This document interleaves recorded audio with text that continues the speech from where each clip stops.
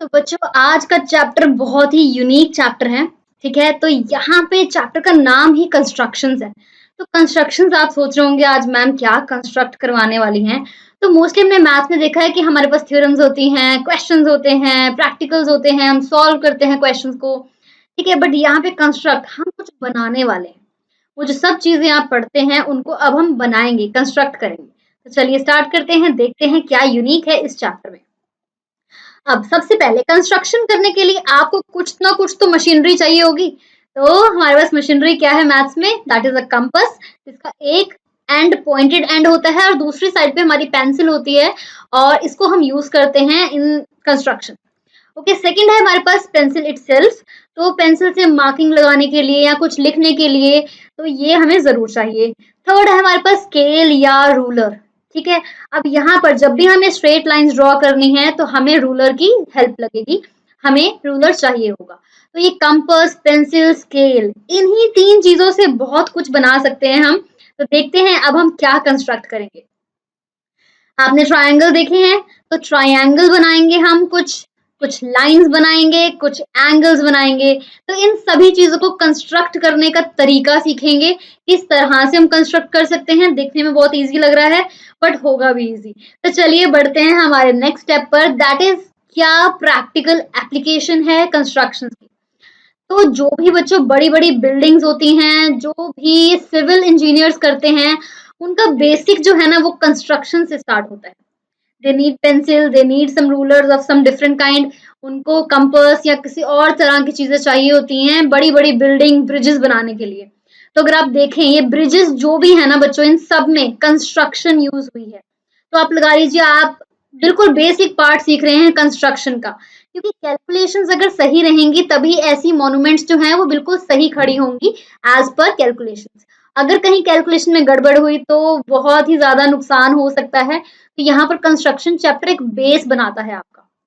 आगे बढ़ते हैं और देखते हैं कुछ मॉन्यूमेंट्स है हमारे पास जहां पे ये कंस्ट्रक्शन की चीजें यूज होती हैं। जैसे ताजमहल है आपके पास, इजिप्ट में हमारे पास पिरामिड्स हैं। इन सब जगह पर कंस्ट्रक्शन, एंगल्स, लाइंस, ये सब चीजें यूज हुई हैं, तभी ये इमारतें इतनी ज्यादा ब्यूटीफुल हैं। तो बढ़ते हैं आगे, अब हमारे कंस्ट्रक्शन पार्ट पे जाते हैं, क्या सीखने वाले हैं हम। तो बच्चों सबसे पहले जो हमें कंपास है उसके बारे में सीखना है। एक जो पॉइंटेड एंड है और दूसरी जगह पर हमारी पेंसिल है, तो इसको ओपन कर सकते हैं हम। यहाँ पर जो आपको दिख रहा है ना स्क्रू, ये थोड़ा सा ढीला होता है। ठीक है, स्क्रू ढीला वैसा वाला नहीं ठीक है। तो इसको आप टाइट कर सकते हैं, ढीला कर सकते हैं, इसको आप खोल सकते हैं, कम कर सकते हैं। मतलब ये जो चीज है ना इसको क्या बोलते हैं मैं अभी सिखाती हूँ आपको। तो यहाँ पर एक पॉइंट लगाया मैंने, दिख रहा है आपको, ये रहा पॉइंट। इस पॉइंट पे हमने फिक्स कर लिया अपने कंपास को। ठीक है, ये जो पॉइंटेड एंड है उसकी हेल्प से। अब इसको बोलेंगे सेंटर ऑफ द आर्क, और ये सिर्फ पेंसिल मूव करेगी। ये जो पॉइंट हमने फिक्स कर दिया ये मूव नहीं करेगा, पेंसिल मूव करेगी। अब पेंसिल से आप सर्कल्स बना सकते हैं, आर्क बना सकते हैं। आर्क होता है बहुत छोटा सा पार्ट सर्कल का। तो ये आर्क हमने ड्रॉ किया, मान लीजिए सेंटर पे आपने अपनी कंपास रखी और पेंसिल को सिर्फ मूव किया। समझ पा रहे हैं, सिर्फ पेंसिल को मूव किया। तो ये जो येलो लाइन है ना ये हमने कंपास की हेल्प से बनाई है। अब सेंटर से लेके इस आर्क तक के डिस्टेंस को क्या कहते हैं, इस डिस्टेंस को कहते हैं रेडियस ऑफ एन आर्क। तो मतलब जितनी आप ये पेंसिल खोलेंगे ना उसको हम रेडियस बोलेंगे कि इतना रेडियस कर लीजिए, इतना कर लीजिए, इतना कर लीजिए। आई होप जो भी यहाँ की नेम्स हैं आपको समझ आ रहे होंगे, centre of the arc, radius of an arc. तो यहाँ पर इतनी ही बेसिक चीजें चाहिए। अब ये जो रेडियस है ना वो बच्चा चेंज हो सकता है हर बार। यहाँ पे मान लीजिए 8 सेंटीमीटर है, ऐसे ही आप अगली चीज करेंगे और यहाँ पर एक और पॉइंट बनाया, यहाँ पे हमने अपनी कंपास रखी और ये आर्क लगाया। अब ये जो रेडियस है ये छोटा लग रहा है मुझे पहले वाले रेडियस से, तो ये कितना होगा, यहाँ पे भी रेडियस ऑफ आर्क बोलेंगे इसको। ये 5 सेंटीमीटर है। तो 8 सेंटीमीटर होना, 5 सेंटीमीटर होना, ये चेंज हो सकता है, रेडियस जो है वो चेंज हो सकता है। चलिए बढ़ते हैं आगे और हमारी सबसे पहली कंस्ट्रक्शन सीखेंगे, that is construction of perpendicular bisector of a line segment. सबसे पहले इस नाम को समझने की कोशिश करते हैं। लाइन सेगमेंट, आपको पता है आपने लाइंस एंड एंगल्स पढ़े हैं। तो लाइन होती है जो इंडेफिनेटली मूव करती है, लाइन सेगमेंट होता है जो एक फिक्स एंड, ठीक है, एक पर्टिकुलर उसकी लेंथ हो गई, दो फिक्स एंड होंगे उसके। तो लाइन सेगमेंट का परपेंडिकुलर बाइसेक्टर, बाइसेक्टर समझेंगे जिस जो दो इक्वल भागों में डिवाइड करे। परपेंडिकुलर मतलब जिसका 90 डिग्री एंगल हो। अब वो 90 डिग्री एंगल कहाँ होगा, क्या चीज बाइसेक्ट होगी, वो देखते हैं with the help of diagram. अभी हमें लाइन सेगमेंट चाहिए थी, ए बी है हमारी लाइन सेगमेंट। अब इस लाइन सेगमेंट के ऊपर मैं कुछ परपेंडिकुलर डिस्टेंस बनाती हूँ। मान लीजिए मैंने ये बनाया परपेंडिकुलर डिस्टेंस, आपको दिख रहा है 90 डिग्री है। अब इस परपेंडिकुलर ने ए बी को किन्हीं दो भागों में डिवाइड कर दिया। एक ये छोटा सा पार्ट दिख रहा है मुझे बिल्कुल, और एक ये लंबी लाइन दिख रही है। तो इन दो भागों में आपको क्लियरली दिखाई दे रहा है कि ये दोनों एक दूसरे के बराबर तो बिल्कुल भी नहीं है, एक लंबा है एक छोटा है, ठीक है। तो यहाँ पर क्लियरली दिख रहा है कि ये बराबर नहीं है। तो इसी तरह से अगर हम इसी परपेंडिकुलर को शिफ्ट कर दें और कहीं और बनाएं, ऐसी जगह बनाएं कि जो बिल्कुल बीचों बीच आती हो, जैसे कि ये, जैसे कि ये। अगर अब मैं इसका नाम सी दे दूं, तो यहाँ मैं बोल सकती हूँ मैंने बिल्कुल बीचों बीच बनाई है हिसाब लगा के। तो ये 90 डिग्री एंगल है, परपेंडिकुलर है, और ये ए बी को दो बराबर भागों में बांट रही है। ए सी और सी बी बराबर है एक दूसरे के, तो बाइसेक्ट कर रही है। बाइसेक्ट का मतलब दो बराबर भागों में बांटना। तो यहाँ पर इसको मैं बोलूंगी, इस लाइन को मैं बोलूंगी ये है perpendicular bisector of line segment A B. समझ पा रहे हैं आप? Perpendicular bisector of line segment A B. तो यहाँ पर मैंने लिख दिया perpendicular bisector of A B. तो ए बी के ऊपर अगर आप ऐसे लाइन भी ड्रॉ कर देंगे तो वो लाइन सेगमेंट समझ में आता है, ठीक है। तो perpendicular bisector of A B हमने दिखा दिया आपको।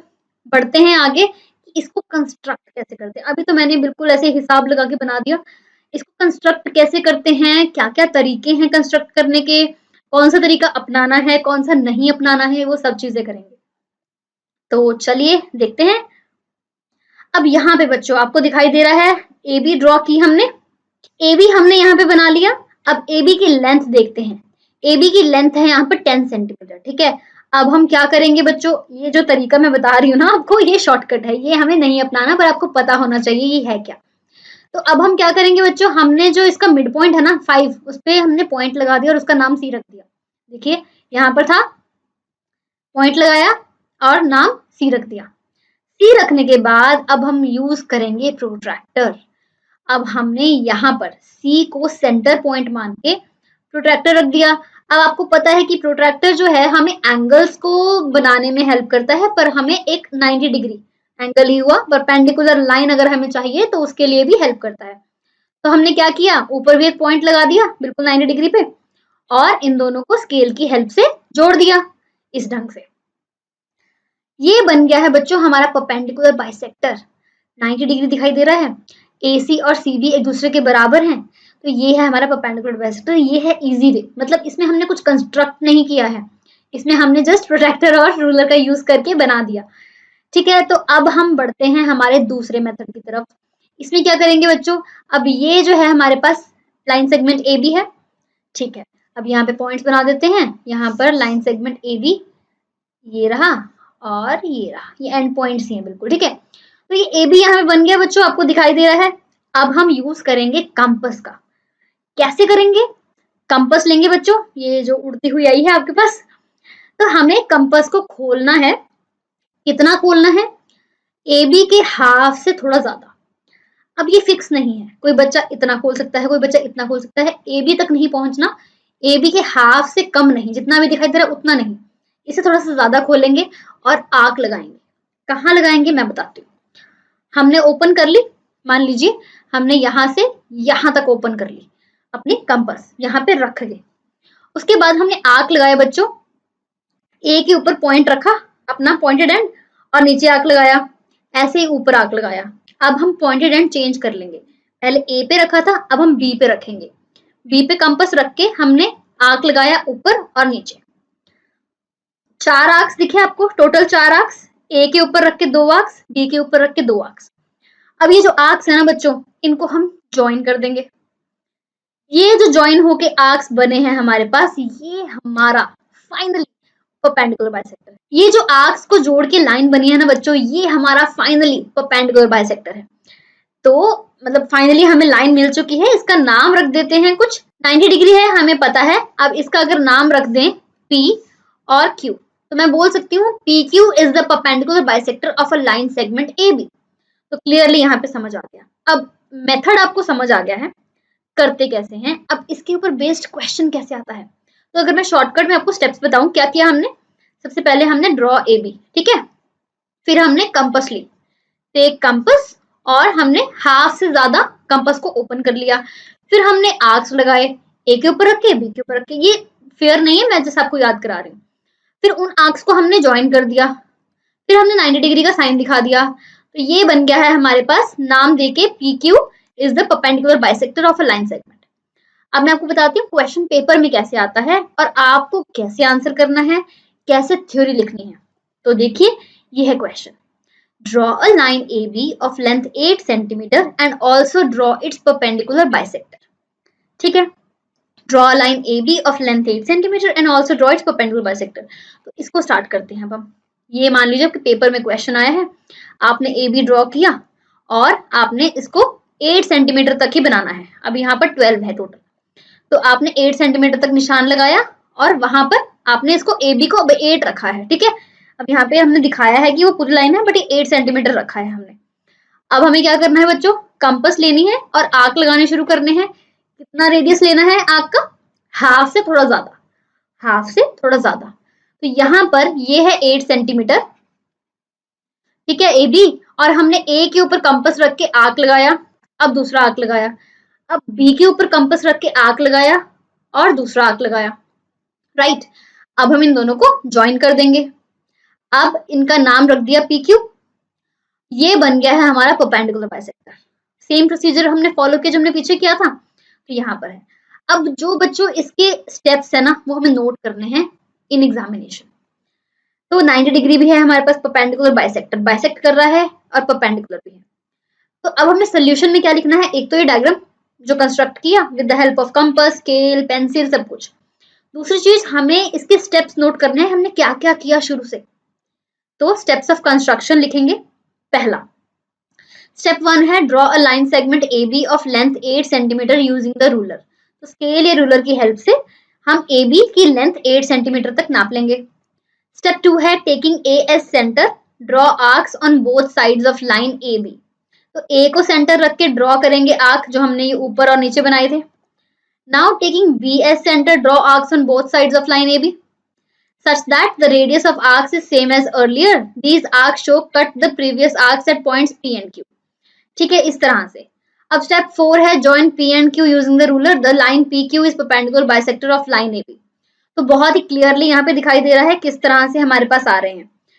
अब ये थे कुछ स्टेप्स ऑफ कंस्ट्रक्शन। जरूरी नहीं है आपको यही लिखने हैं, आप अपनी लैंग्वेज में लिख सकते हैं, बट उसका मतलब समझ आना चाहिए कि जो आपने किया था। Like drawing a line AB of length 8 centimeter, then put the compass on A and mark an arc on AB on both sides। फिर B पे रख के हमने दोनों तरफ किया, फिर हमने उन दोनों आर्क्स को ज्वाइन कर दिया, उसका नाम PQ रख दिया। अब PQ हमारा आंसर है। इस तरह से भी तो हल्का सा चेंज किया मैंने, बट आप अपने हिसाब से लिख सकते हैं, पर आपका मतलब समझ आना चाहिए। तो यहाँ पर हमारा क्वेश्चन कंप्लीट होता है। आगे बढ़ते हैं, देखते हैं अब हम क्या सीखने वाले हैं। क्या किया हमने, AB ली और परपेंडिकुलर बाइसेक्टर बना दिया। एक तरह का क्वेश्चन हमने कंप्लीट कर दिया, AB लेके एक लाइन सेगमेंट लेके उसका परपेंडिकुलर बाइसेक्टर बना दिया। आगे देखते हैं बच्चों क्या करने वाले हैं। Draw line segment AB of 8 centimetre and bisect it. Further bisect one of the equal parts. पिछले क्वेश्चन में एक चीज और बढ़ा दी, पहले तो सिंपल बाइसेक्ट कर रहे थे एक लाइन सेगमेंट को, अब उसके जो आधा पार्ट आ गया ना, उसको भी बाइसेक्ट करना है। तो यहाँ पर ये चीज तो पिछली में करके आए हैं, पिछले क्वेश्चन में करके आए हैं, तो ये मैं ये नहीं समझाऊंगी आपको, फर्दर कैसे करना है वो बताने वाली हूँ। तो अब इसको नाम हमने C दे दिया, ठीक है, इसका नाम C देके अब हम AC को बाइसेक्ट करेंगे सेम वे में।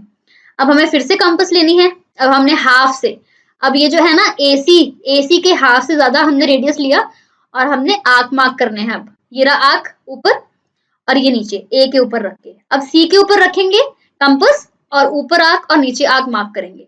अब इन दोनों को ज्वाइन कर देंगे। ये बना है AC का परपेंडिकुलर बाइसेक्टर, ठीक है, उसका नाम दे दिया हमने P डैश Q डैश। तो यहाँ पर परपेंडिकुलर बाइसेक्टर बन गया है AC का भी। तो पहले हम लिखेंगे जो हमने AB का बनाया, ठीक है, उसके सारे पॉइंट्स स्टेप्स, फिर हम लिखेंगे जो P डैश Q डैश के लिए किया। तो यहाँ पर एक बार आपको दिखा रही हूँ, स्टेप 1 वही, स्टेप 2 वही, स्टेप 3 वही, स्टेप 4 भी वही है, और स्टेप 5 में हमने will divide line AC using the same method that was used to divide line AB, finally we get P dash and Q dash as the perpendicular bisector of line AC. Great. तो पिछले वाले सारे steps लिख के last में एक और step add किया है। तो ये है एक नया तरह का क्वेश्चन जो पिछले के ऊपर बेस था पर एक स्टेप फर्दर था।